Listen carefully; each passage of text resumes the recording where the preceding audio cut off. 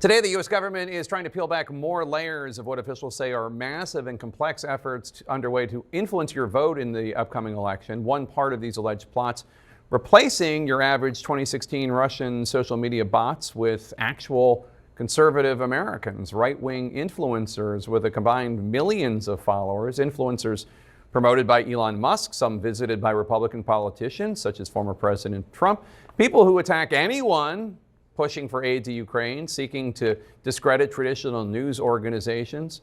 Attorney General Merrick Garland said that these individuals are working for a company that is funded with millions of dollars from the Kremlin. And in some cases, these individuals have raked in hundreds of thousands of dollars per month. And while some are calling these influencers dupes or useful idiots, they claim they did not know about the origin of this money and that they are in fact victims. All of this after the Justice Department said on Wednesday that Russia has funneled nearly $10 million into a front company based in Tennessee with the express purpose of interfering in the U.S. presidential election. Prosecutors think that Russian leader Vladimir Putin's fingerprints are all over this conspiracy. In response, the U.S. charged 2 specific Russian nationals, sanctioned 10 additional people, and seized dozens of internet domains. CNN's Donny O'Sullivan is all over this for us. Donny, who are the right-wing influencers and what kind of content are they pushing out? Hey, Jake. Yeah, I think if we bring up that full screen again of 3 of them there, you can see a lot of folks will never have heard of these people: Benny Johnson, Tim Pool, Dave Rubin. But you can see between them, just on YouTube alone, they have about 7 million subscribers. They're the right-wing superstars, the far-right social media stars, where a lot of Americans are getting their news, their political opinion, and their misinformation from people like this. Look, these are all guys and the other folks who were allegedly duped into working for this alleged Russian disinformation and influence campaign. You know, these are people who have already been pushing their own narrative, their own misinformation, have their own shows on a lot of these platforms. So it wasn't as if this campaign made them, kind of was the impetus for them to launch these YouTube channels. It's nothing at all like that. However, these guys are folks who, as you mentioned, will always attack the mainstream media for lack of trust, will always be the first to point out, and sometimes rightly, in terms of where money is coming from for different organizations and whatnot. But here, clearly, this is a very suspicious type of endeavor. And look, Jake, what I will say is that all these guys have said that, they didn't know that they were working for the Russians, but certainly it was a lot of money.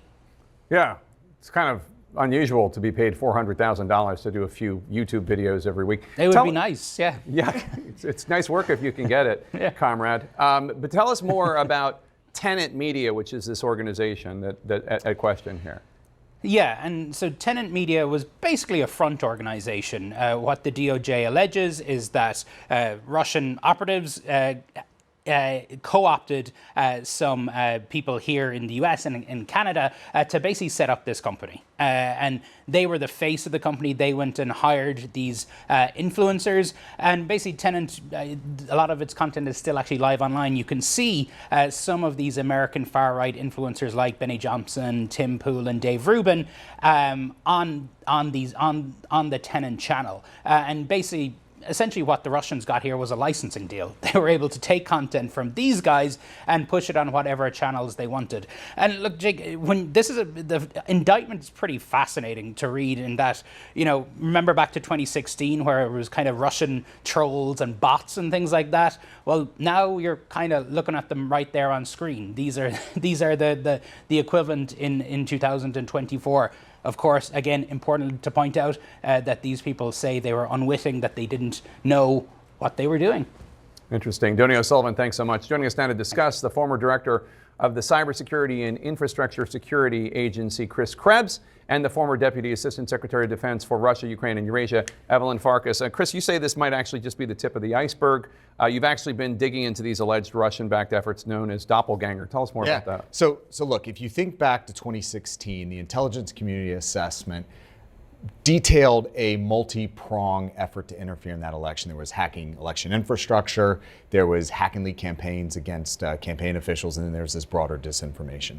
So when you start from the assumption that there's a complex strategy that the Kremlin has pulled together, we saw evidence of that in the speaking indictment yesterday. There were target audiences, target themes. They specifically directed the two U.S. individuals to recruit these podcasters or these influencers.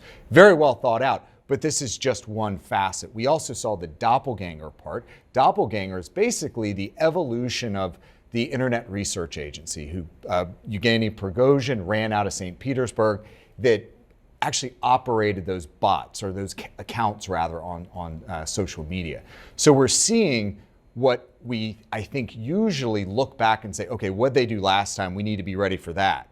Adversary is dynamic. They're very innovative. They have moved forward significantly, and unfortunately it looks like we're still playing a little bit of catch up to spot where they're making their bets and investments. Do you think this is actually affecting the election? And is there evidence that, I mean, these voices are very popular within the MAGA crowd.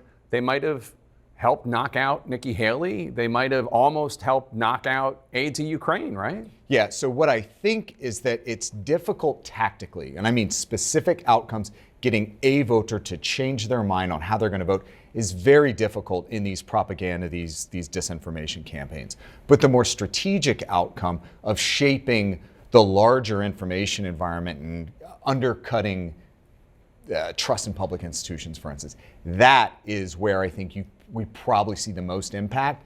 What's interesting is the timing of this indictment and seizing those 32 plus internet domains. It is going to take time for Doppelganger, again, separate from Tenet Media. This is the bot farms, the AI powered content.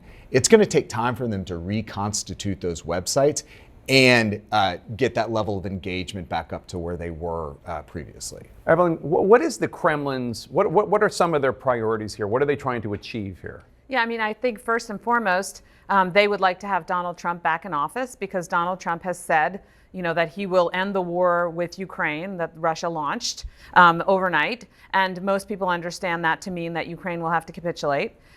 Donald Trump has been a friend of Vladimir Putin's, if you will. He's always said nice things about him. So that is something that the Kremlin wants. They favor him as a candidate. The other part of it, of course, is that regardless of the Donald Trump part of the equation, they also want to continue to erode support for Ukraine.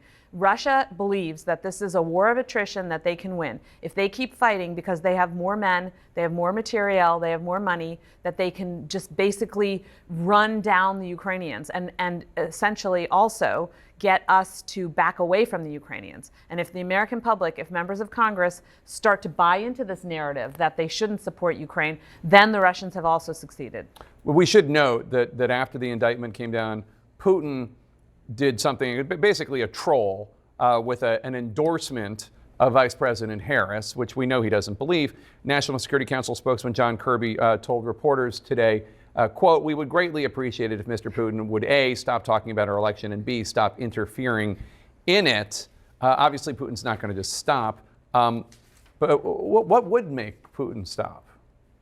Nothing, frankly. And I think to Chris's point, the Russians have become much more, they've become bolder, brasher. They're putting more money against us. When we first started seeing this come up in 2016, and when I ran for Congress, there was one guy putting out an op-ed attacking me. The State Department wrote a report about it. We reported it to the House. Nobody did anything in law enforcement.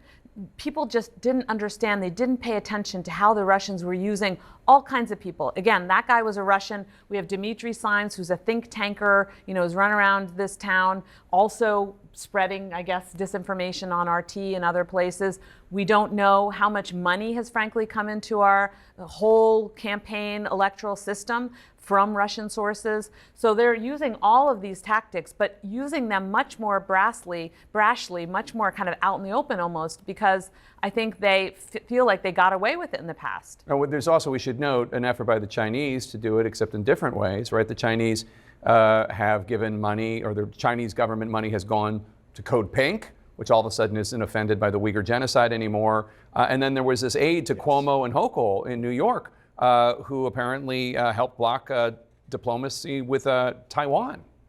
Yeah, this is a big deal because it shows that the Chinese security services are targeting state capitals, not just Washington, D.C., and not just New York City. They're going to the more regional centers of power. And the trick is here, the disadvantage that we have, that those state capitals have, is they don't have the full power of the FBI. They have state investigative agencies that may not be resourced or have the expertise to really stay on top of these things. Plus, it gives the Chinese security services the opportunity to spot talent early, cultivate it, and develop it for long term. All right, Chris Krebs, Evelyn Farkas, thanks to both of you. Really appreciate it.